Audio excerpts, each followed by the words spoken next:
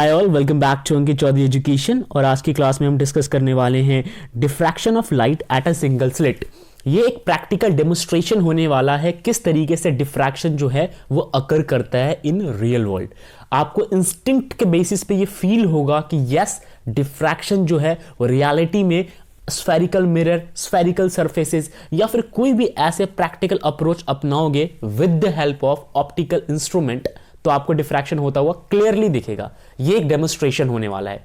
Second चीज, why there is need of a demonstration, तो answer है कि आप कभी भी जब फिजिक्स के किसी टॉपिक को पढ़ते हो तो एंड में your motive is to find a formula. Why to find a formula? Because you want to calculate that particular thing which is happening. यहां पे मेरा मतलब ये है कि फिलहाल आप डिफ्रैक्शन पढ़ रहे हो तो आपको ये भी इंटरेस्ट होगा आपका कि डिफ्रैक्शन को हम कैसे कैलकुलेट करें, यानी कि अगर डिफ्रैक्शन होता है तो कितना डिफ्रैक्ट हुआ, amount of diffraction, right, amount of diffraction. अगर डिफ्रैक्शन होने के बाद वो इंटरफेयर भी करता है लाइट और फिर स्क्रीन पे उसके फ्रिंजेस बनते हैं तो उन फ्रिंजेस की वेवलेंथ कितनी होगी, उन फ्रिंजेस के बीच का गैप कितना होगा, कहां पे फ्रिंजेस बनेगा, कौन सा फ्रिंज ब्राइट होगा, कौन सा फ्रिंज जो है वो डार्क होगा, ब्राइट और डार्क के बीच में गैप कितना होने वाला है, ये सारी चीजें आपको डिस्कस करना है। बट आपको इसके लिए फॉर्मूला मालूम होना चाहिए so that you can easily calculate. समझ में आ गया? तो इसी को आप ध्यान में रखोगे कि आपका यही एंड रिजल्ट बनने वाला है इस प्रैक्टिकल डेमोन्स्ट्रेशन का। तो चलिए शुरू करते हैं। आई होप आप सभी अच्छे होंगे and by the way happy new year to each and everyone. Let's begin. इसे मैं कर देता हूं रब एंड अब हम पढ़ने वाले हैं इस डिफ्रैक्शन को, जहां पे हम लाइट के डिफ्रैक्शन को सिंगल स्लिट के ऊपर समझने वाले हैं। तो यार ये एक्सपेरिमेंट है हमारे सामने, दो लेंस लगा दिया, यहाँ पे एक सोर्स है, इस सोर्स से मोनोक्रोमेटिक लाइट रेज जाएंगी, लेंस के अलग अलग हिस्सों पे टच करने के बाद ये पैरेलल हो जाएंगी और उसके बाद यहाँ पे एक प्लेन वेव फ्रंट का निर्माण होगा। ये प्लेन वेव फ्रंट एक स्लिट के थ्रू पास करेगी आगे की ओर। ये स्लिट दिख रहा है आपको, राइट, एक स्लिट है और ए भी जो है स्लिट का गैप है, ठीक है। अच्छा, ये जो प्लेन वेव फ्रंट है इनमें जितने भी वेव्स होंगे उनकी जो वेवलेंथ है वो लैम्डा मान लेते हैं। चलिए, अब यहां से सारे के सारे वेव्स निकल रहे हैं और आपको पता है कि वेव फ्रंट पे हर एक पॉइंट जो है वो नया सोर्स का निर्माण करता है, यानी कि ये यहां पे एक नया सोर्स, यहां पे एक नया सोर्स, यहां पे एक नया सोर्स, हर जगह पे एक नया सोर्स होगा। बहरहाल ये जब आगे की ओर पास करेगा तो स्लिट के हर एक कोने से टकराएगा। एक कोना ये है, this is the one edge, this is the another edge and this is where diffraction actually occurs, right. यहां पे डिफ्रैक्शन हो जाएगा और जब ये आगे की ओर प्रोपोगेट करेगा उसके बाद इसको दूसरे लेंस का सामना करना पड़ेगा। Why there is need of another lens, ताकि आपका जो डिफ्रैक्शन का पैटर्न है, यस इस वर्ड पे ध्यान देना, पैटर्न है, वो स्क्रीन पे ऑब्टेन हो बहुत क्लैरिटी के साथ, इसलिए हमने इस लेंस का इस्तेमाल किया यहाँ पे, ठीक है। ये चीज आप समझ गए। तो यार एक वेव फ्रंट देखो, डब्ल्यू डैश, ठीक है, डब्ल्यू और डब्ल्यू डैश हमारा एक प्लेन वेव फ्रंट है। यहां से अगेन सेकेंडरी वेव्स निकलेंगे और आगे जाके स्क्रीन पे फ्रिंजेस का निर्माण करेंगे। कब निर्माण करेंगे? जब इस वाले जगह पे वो डिफ्रैक्ट हो चुके होंगे। ओके, आगे बढ़ते हैं। A is the order of the wavelength of the light, therefore diffraction occurs on passing through the slit. Okay, अगर आप ए को ये मान लो कि जो भी आपका वेवलेंथ है, ठीक है, लाइट का जो वेवलेंथ है उसको आप ए मान लो, ठीक है। चलिए यहां पे ये समझ लिया कि A is the order of wavelength of light, therefore diffraction occurs on passing through the slit, यानी कि जब भी वो स्लिट से पास करेगा उसके बाद ही डिफ्रैक्शन अकर होगा, ठीक है। तो यहां से पास करने के बाद ही डिफ्रैक्शन अकर होगा। आगे बढ़ते हैं। The diffraction pattern is focused on the screen X Y with the help of convex lens L2। जैसा मैंने आपको बताया कि इस लेंस की मदद से ही आप यहां पे डिफ्रैक्शन पैटर्न नोट कर पाओगे, ऑब्जर्व कर पाओगे। The diffraction pattern between the screen consists of a central bright band having alternate dark and weak bright bands of decreasing intensity on both side। ये बहुत इंपॉर्टेंट है, इतना इंपॉर्टेंट हो जाता है कि स्क्रीन पे ना आपको एक तो सेंट्रल बैंड दिखेगा, ठीक है, जो कि ब्राइट होने वाला है, ठीक है, सेंटर, क्योंकि ये सेंटर से जा रहा है, ठीक है, ये बीचों बीच यहाँ पे ना इंटेंसिटी कम है ना ज्यादा है, मतलब आपको ये मान के चलना है कि यहाँ से भी बराबर दूरी पे है। कहाँ से? ए पॉइंट से। अगर आपको मैं दिखाऊं तो जो ओ पॉइंट है ना स्क्रीन का, ये ए से भी बराबर दूरी पे है और बी से भी बराबर दूरी पे है। वो बहुत इंपॉर्टेंट हो जाता है, यही आपका सेंट्रल ब्राइट फ्रिंज है, ठीक है। चलिए अब थ्योरी की बात करते हैं कि इसकी थ्योरी किस चीज पे बेस्ड है। इस पूरे एक्सपेरिमेंट की जो थ्योरी है उसको समझते हैं। The set of parallel rays falling on the slit from the plane wave front W dash according to Huygens principle, each point on the unblocked portion of the wave front A B sends out secondary wavelets in all direction. बहुत important बात है कि इस W dash से जो आगे की ओर waves गए वो फर्दर सेकेंडरी वेवलेट्स निकालेंगे। कैसे? इस पॉइंट पे टकरा गए, इस पॉइंट पे टकरा गए, तो अब निकलेंगे सेकेंडरी वेवलेट्स, ठीक है, सेकेंडरी वेव फ्रंट, और वो फिर कहां पे स्ट्राइक करेंगे? L2 लेंस पे स्ट्राइक करेंगे, ठीक है। The secondary waves from the point equidistance from the centre C of the slit lying in the portion CA and CB of the wave front travels the same direction in reaching O and hence the path difference between them is 0। बहुत important बात है, आप सोच के देखो ना कि कोई चीज C से O तक जा रही है, समझ को देखो, C से कहां तक जा रही है? O तक, तो जो भी CA और CB का जो गैप हो तो बराबर है। अगर मैं ये मान के चलूं कि ये पूरा है लैम्डा, राइट, ये पूरा था लैम्डा, तो ये आधा क्या होगा? λ/2, और फिर आधा भी क्या होगा? λ/2, ठीक है, ये λ/2 हो गया। तो एक बात बताओ, जो O पे मीट करने वाला रे है, ठीक है, यानी कि मीट करने के बाद जो फ्रिंज बन के आएगा, ये फ्रिंज यहां से भी और यहां से भी बराबर दूरी पे है। तो अगर दोनों जगह से बराबर दूरी पे है तो क्या मतलब है? इस जगह पे इंटेंसिटी जो है वो मैक्सिमम होगी, राइट, और पाथ डिफरेंस जो है वो 0 होने वाला है, क्योंकि जितना पाथ डिफरेंस इधर उतना इधर, इधर +λ/2, इधर -λ/2, तो बात होगी पाथ डिफरेंस 0। चलिए ओके, तो यहां पे वही लिखा हुआ है कि path difference between them is 0, CA and CA के बीच में पाथ डिफरेंस है 0। The secondary wave reinforce each other resulting in maximum intensity at point O।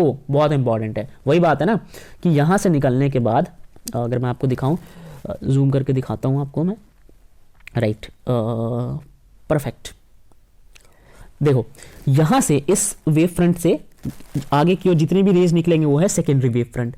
अब यहां से जब ये निकलेंगे तो ये रीइंफोर्स होंगे, ठीक है, ऐसे ऐसे ये निकलेंगे, आपको मैं ऐसे दिखा देता हूं, ऐसे ऐसे ये निकलेंगे और किसी पॉइंट पे ये मिलने भी लग जाएंगे। जब ये मिलने लग जाएंगे तो मिल के जहां पे भी ये ऐसे मिल के जाएंगे, अगर ओ पॉइंट पे चले गए तो ओ पॉइंट पे आपको मिलेगा मैक्सिमम। क्या मिलेगा? मैक्सिमम, ठीक है, मैक्सिमम क्या? ब्राइट, ठीक है, मैक्सिमम ब्राइट मिलेगा, ठीक है। तो ये चीज आप नोटिस कर लेना। अब आगे बढ़ते हैं, इस चीज को मिनिमाइज करते हैं और नेक्स्ट स्टडी करते हैं इस चीज को। Position of secondary minima. अच्छा, तो यार आपको मैक्सिमम तो पता चल गया कि मैक्सिमम आपको मिलने वाला है, इसको क्लीन करो, लेट्स रब दिस, राइट, आपको मैक्सिमम तो समझ आ गया कि इस ओ पॉइंट पे मिलेगा। अब हमें जानना है मिनिमा, ठीक है, मिनिमा कहां मिलेगा? तो मिनिमा समझते हैं, देखिए, position of the secondary minima. Let's now consider the secondary wave traveling in directions making an angle theta with CO. All the secondary waves traveling in this direction reaches the point P on the screen.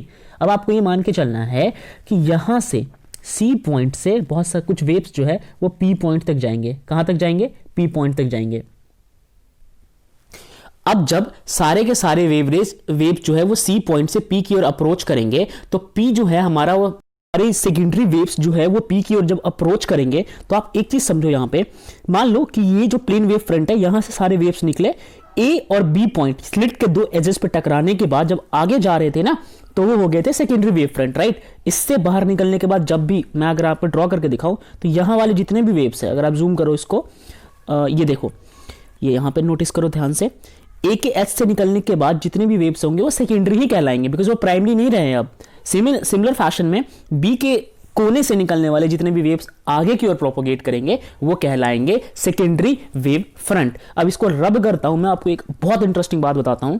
Suppose करो कि ना ये जो common point दिख रहा है सी अगर आप नोटिस करो, ए और बी के बीचों बीच वाला पॉइंट है। कॉमन तो नहीं कह सकते बट एक ऐसा पॉइंट है जहां पे चीजें इवन आउट हो जाएगी, मतलब अगर कुछ ऊपर वाले फेज में होगा तो कुछ नीचे वाले फेज में होगा। और इस वक्त सी पॉइंट पे होने वाले जितने भी वेव्स होंगे, मान लो कि यहां से अगर कोई वेव्स निकल रहा है, लेट्स सपोज यहां से कोई वेव निकल रहा है, तो एक बात बताओ, यहां से यहां तक की दूरी और यहां से यहां तक की दूरी बराबर ही तो है, इसलिए मैं कह रहा हूं इवन आउट हो जाएगा। अच्छा, अब ये आगे की ओर अप्रोच करेगा, आगे की ओर प्रोसीड करेगा, जाने की कोशिश करेगा सी तक, ठीक है, ओ तक, सी से निकल के। मगर आप मान लो कि कहीं कुछ वेव्स इस तरफ जाते हैं, ठीक है, पी की तरफ जाने की कोशिश करते हैं या फिर नीचे की तरफ जाते हैं, कोई भी आप एक एरो सेलेक्ट कर लो, इधर you can select this one और दिस वन, मैं ये वाला सेलेक्ट कर लेता हूं, ठीक है। तो ये एंगल बनाएंगे यहां पे थीटा का, ठीक है। किसके साथ बनाएंगे थीटा का? ये सीओ लाइन के साथ। सीओ के साथ ही क्यों? क्योंकि सीओ जो था वो सेंट्रल मैक्सिमा था और हर चीज आप सेंट्रल मैक्सिमा से ही काउंट करने की कोशिश करते हो। देखो मैं बहुत डेप्थ में बता रहा हूं, उम्मीद करता हूं कि आपको ये टॉपिक बहुत अच्छे समझ में आ रहा होगा, सुपर इंपॉर्टेंट भी है। अब मैं इसे रब कर देता हूं, ठीक है, क्लैरिटी ऑलरेडी इसमें दे रखी है, मतलब डॉटेड लाइन बना के। तो देखो सीपी की तरफ जाएगा, ठीक। एक चीज नोटिस करना, ये ऑलरेडी पहला सेंट्रल मैक्सिमा बन चुका है। तो सेंट्रल मैक्सिमा में कोई पहला दूसरा का कॉन्सेप्ट नहीं होता, सेंट्रल ही होता है। सेंट्रल मैक्सिमा के बाद अगर कुछ भी आएगा तो मिनिमा, और फिर मैक्सिमा के बाद कुछ भी आएगा तो मिनिमा। तो मान लो कि आप यहाँ पे देखो ये दो हिस्सों में डिवाइड हो रहा है, एक हिस्सा ये वाला, एक हिस्सा ये वाला। तो अगर ये खुद मैक्सिमा है, मैं कलर चेंज करके लिखूंगा अगर यहाँ पे आपके लिए, this one is maxima if, तो ये वाला क्या होगा, मिनिमा होगा, और ये वाला भी क्या होगा, मिनिमा होगा। अच्छा, ये जो मिनिमा बना है ना, ये सेकेंडरी वेव की वजह से बना है, राइट। तो अगर सेकेंडरी वेव की वजह से बना है तो इसे हम कहेंगे secondary minima, first secondary minima. अगर मैं अच्छे से लिख दूं फर्स्ट सेकेंडरी, और ऑलरेडी यहां पे मैंने मिनिमा लिख दिया, ठीक है। तो फर्स्ट सेकेंडरी मिनिमा। अब ऐसा नहीं है कि इनके बीच में कुछ और नहीं बनेगा, ये मैक्सिमा हो गया ना, तो मैक्सिमा होने के बाद फिर यहाँ पे मिनिमा, फिर यहाँ पे मैक्सिमा, फिर यहाँ पे मिनिमा, मगर ये जो है ये फर्स्ट सेकेंडरी मैक्सिमा है, सॉरी मिनिमा है, ठीक है। वो तो अलग बात है कि एक मिनिमा और मैक्सिमा के बीच में बहुत सारे अलग अलग मैक्सिमा मिनिमा लाई करते हैं, so that is a different scenario, you don't have to count it out. बस ये मान लो कि अगर वेव्स सी से अप्रोच करते करते पी की तरफ जाते हैं तो यहां पे बनेगा मिनिमा, और मिनिमा जहां बनता है उसे कहते हैं डिस्ट्रक्टिव वेव इंटरफेरेंस, राइट। तो यहां पे डिस्ट्रक्शन भी होने वाला है, ठीक है। डिस्ट्रक्शन मतलब जहां पे क्रस्ट और ट्रफ मिले, एक क्रस्ट और एक ट्रफ मिले तो सब कुछ कैंसिल आउट हो जाता है ना, इसे डिस्ट्रक्टिव कहते हैं। देखो मैं हर चीज आपको डिटेल में बता चुका हूं। चलिए अब लाइन बाय लाइन रीड करके एक बार समझ लेते हैं कि इन्होंने भी क्या यही चीज बताई है। तो इसे रब किया, लेट्स चेंज द स्क्रीन। देखो तो यहां भी इन्होंने यही कहा है, let us now consider secondary wave travelling in a direction making an angle theta with CO, all the secondary waves travelling in this direction reaches the point P, सारे के सारे जो है इस डायरेक्शन में ट्रेवल करते करते P को रीच करेंगे, okay. The intensity at P depend on the path difference between secondary waves emitted from the corresponding point of the wave front. अब एक चीज सोचो, यहां से तो बहुत सारे वेव जाएंगे ना, 1 2 3 पता नहीं कितने सारे वेव जाएंगे, तो यहां पे इंटेंसिटी क्या होने वाली है इन सभी वेव्स की, ये डिपेंड करता है कि इनका पाथ डिफरेंस कितना है। अब एक चीज और नोट करो कि पाथ डिफरेंस जितना कम होगा इंटेंसिटी उतनी ज्यादा होगी, ओवरलैप होने के चांसेस बढ़ जाते हैं। पाथ डिफरेंस ज्यादा, ओवरलैप नहीं होंगे, भटक जाएंगे। तो अगर इनका पाथ डिफरेंस कम तो यहां पे इंटेंसिटी ज्यादा। खैर ये तो इस पर निर्भर करता है ना, मुझे नहीं पता कितना है पाथ डिफरेंस। चलो ओके, अब मान लो कि the path difference between the secondary wave emitted from the corresponding point of the wave front, draw AN perpendicular to B के path difference between the secondary wave reaching P from A to B, BN is equals to AB sine theta. अब आपको path difference यहाँ पे BN मानना है, भाई PN ही क्यों मानना है, यही क्यों पाथ डिफरेंस है, ठीक है। आप सोच के देखो ना, या एक तो यार वेव यहां से यहां तक जा रहा है, ठीक है, एक डायरेक्टली भी, एक यहां से भी यहां अप्रोच कर लेगा। देखो ये लेंस के टॉप को टच करके P तक अप्रोच कर लेगा, एक डायरेक्ट लेंस के बीचों बीच यहां पे चला जाएगा। तो जो वेव यहां से यहां जा रहा है और जो यहां से यहां जा रहा है डायरेक्टली, उनका जो डिफरेंस होगा उसे हम कहेंगे पाथ डिफरेंस, ठीक है। वो है हमारा BN। अब पाथ डिफरेंस कैसे निकालते हैं, हमने पिछले क्लास में भी स्टडी किया हुआ है। अब पाथ डिफरेंस जो है BN की वैल्यू जो है वो आने वाली है आपकी A साइन थीटा है, ठीक है। A is equal to A sine theta, ये कुछ खास है नहीं, ठीक है। यहाँ पे जब BN की वैल्यू निकालोगे, मैं यहाँ पे दिखा देता हूँ आपको, When कैलकुलेट द BN तो आपको समझ आ जाएगा कि आता है परपेंडिकुलर अपॉन में ये हाइपोटेन्यूज, ठीक है, परपेंडिकुलर अपॉन में हाइपोटेन्यूज। तो आप वहां उसकी वैल्यू से निकाल सकते हो, ट्रिगो की वैल्यू से, साइन थीटा परपेंडिकुलर अपॉन में हाइपोटेन्यूज, फिर परपेंडिकुलर की वैल्यू A है, ठीक है। ये जो वेव्स है ना इनकी डिस्टेंसेज A है, तो आपको यहाँ पे वैल्यू बहुत ईजिली समझ में आ जाएगा, ठीक। चलिए आगे बढ़े। अब हमें पता चल गया इतना कि जो इनका पाथ डिफरेंस है वो है A sine theta. If the path difference is lambda, अच्छा अगर इन टर्म्स ऑफ वेवलेंथ अगर हम पाथ डिफरेंस लैम्डा बोल दे कि एक वेव का जो डिफरेंस है वो है, then P will be the point of minimum intensity, ठीक है। तो P जो है वो क्या है, ये बताओ बस मुझे। P जो है वो मिनिमम इंटेंसिटी का पॉइंट है, क्योंकि यहां पे डिस्ट्रक्टिव वेव जो है वो बन के आ रहा है। ये तो मैक्सिमम इंटेंसिटी हो गया, तो जाहिर सी बात है ये मिनिमम ही होगा, इसमें कोई दोहराई नहीं है, ठीक है। ये सारी चीजें समझ आ गई। अब आपसे वही बता रखा है कि P मिनिमम है, फिर उसके कॉरस्पॉन्ड में फर्स्ट मैक्सिमा फर्स्ट मिनिमा बनेगा, आप रीड कर सकते हो इसको। अब आप मान लो कि BN की वैल्यू मान लो कि 2 लैम्डा है, ठीक है। BN की वैल्यू मान लो, यहां पे क्वेश्चन मत करना कि यही क्यों आया, कंसीडर कर लो कि BN की वैल्यू जो है वो है 2 लैम्डा, ठीक है। The point P will be the position of the secondary minimum. हमने ये चीज डिस्कस कर लिया कि P पॉइंट जो है स्क्रीन पे, वहां पे ये वाला ये सेकेंडरी मिनिमम का पॉइंट है, ओके। यहां भी आ गया आपको समझ।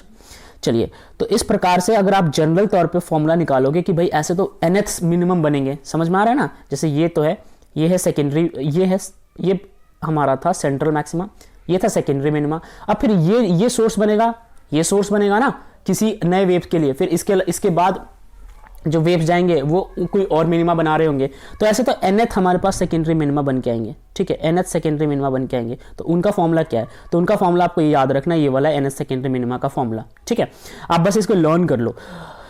ओके, अब बी एन की वैल्यू थी ए साइन थीटा, साथ में बी यहाँ पे आपने ए साइन थीटा की वैल्यू निकाल ली एन लैम्डा, ठीक। तो वहां से फिर आपने पुट कर लिया और ये वाली वैल्यू निकल के आ गई। इसी तरीके से आप अगर मैक्सिमा के केस में लेके चलोगे, मैक्सिमा के केस में तो ये फॉर्मूला बन के आएगा। एक चीज याद रखना कि यहाँ पे ये जो फॉर्मूला बन रहा है ये मैक्सिमा का बन रहा है, वेयर जब हम फ्रिंज विड्थ वाले कॉन्सेप्ट को स्टडी कर रहे थे वहां पे ये मिनिमा बन के आ रहा था। तो आई होप कि समझ आ रहा होगा, थोड़ा पजलिंग है, बस आपको याद रख लेना है, ठीक है। अब यहाँ पे वही दिखा रखा है कि जब इंटरमिक्सिंग होती है तो किस तरीके से ग्राफ बन के आता है। ये तो देखो ओ पॉइंट क्या था, हाईएस्ट इंटेंसिटी वाला पॉइंट था, तो यहाँ पे ग्राफ जो है सबसे ऊपर की तरफ जाएगा, ठीक है। फिर यहाँ पे जो टॉप दिख रहा है ना, ये है आपके मैक्सिमास, ठीक है। और उसके बाद जो नीचे वाले होंगे आपके मिनिमा, जहाँ पे इंटेंसिटी बहुत ज़्यादा कम होगी, ठीक है। तो ये चीज़ हो गया। अब आपको विड्थ निकालना है सेंट्रल मैक्सिमा का, ठीक है, कि यार इसकी चौड़ाई कितनी होगी, विड्थ कितनी होगी, माइनस लैम्डा से लैम्डा तक की विड्थ कितनी होगी, ठीक है। तो ये विड्थ का भी फॉर्मूला है, आप इस डेरिवेशन के चक्कर में मत पड़ो, ठीक है। अब ए साइन थीटा को हमने लैम्डा भी माना था, याद है ना, हमने कहा था कि एक तो बी एन की वैल्यू होगी ए साइन थीटा और दूसरा लैम्डा भी मान लो, ठीक है। तो यहाँ पे साइन थीटा को छोड़ दो, ए को नीचे भेज दो, तो ये लैम्डा बाई ये हो गया।